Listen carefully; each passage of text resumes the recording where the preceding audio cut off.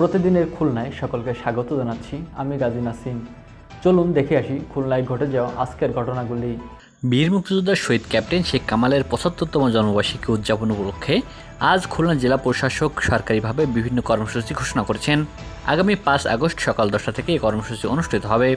দুপুরে খুলনা জেলা প্রশাসকের সম্মেলন কক্ষে অনুষ্ঠিত জেলা সন্ত্রাস ও নাশকতা প্রতিরোধ কমিটির সভায় অংশগ্রহণকারীরা জানান, স্বার্থান্বেষী গোষ্ঠী শান্ত খুলনাকে আবারও অশান্ত করার অপচেষ্টা করছে। সবাই সভাপতিত্ব করেন খুলনা জেলা প্রশাসক খন্দকার ইয়াসির আরিফিন। খুলনা বিভাগীয় ট্রাক শ্রমিক ইউনিয়ন ১৬২২-এর শপথ গ্রহণ অনুষ্ঠান আজ বৃহস্পতিবার দুপুরে খুলনা বিভাগীয় শ্রম অধিদপ্তরের সম্মেলন কক্ষে অনুষ্ঠিত হয়। খুলনা সিটি কর্পোরেশনের মেয়র তালুকদার আব্দুল খালেক নতুন কমিটিকে শপথ বাক্য পাঠ করান। নগরীর খালিশপুরস্থ সরকারি হাজী মোহাম্মদ মহসিন কলেজের সামনে বৃহস্পতিবার সকালে জাতির পিতা বঙ্গবন্ধু শেখ মুজিবুর রহমান ও তার পরিবারের শহীদ সদস্যদের প্রতি বিনম্র শ্রদ্ধা জানিয়ে আয়োজিত ফ্রি ডেন্টাল ও ব্লাড গ্রোফিং কর্মসূচির শুভ উদ্বোধন করেন খুলনা সিটি কর্পোরেশনের মেয়র তালুকদার আব্দুল খালেক।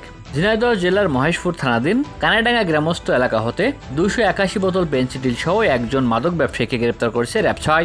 এদিকে অভিনব কায়দায় মাদক পরিবহনের সময় ১৬.৫ কেজি গাঁজা সহ একজন কুখ্যাত মাদক ব্যবসায়ীকে গ্রেপ্তার করেছে র্যাব-৬।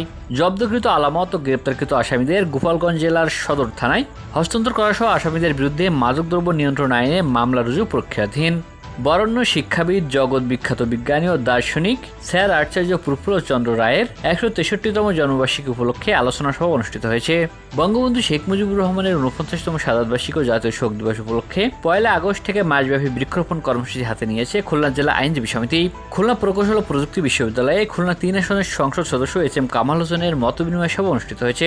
বাংলাদেশ আওয়ামী লীগের কেন্দ্রীয় কর্মসূচির অংশ হিসেবে ডুমুরিয়া ও ফুলতলা উপজেলার আওয়ামী লীগের উদ্যোগে দলীয় কার্যালয় থেকে শোক র্যালি ও সমাবেশ অনুষ্ঠিত হয়েছে। খুলনায় ঘটে যাওয়া প্রতিদিনের ঘটনা দেখতে চোখ রাখুন নিউজ 26-এর পর্দায়।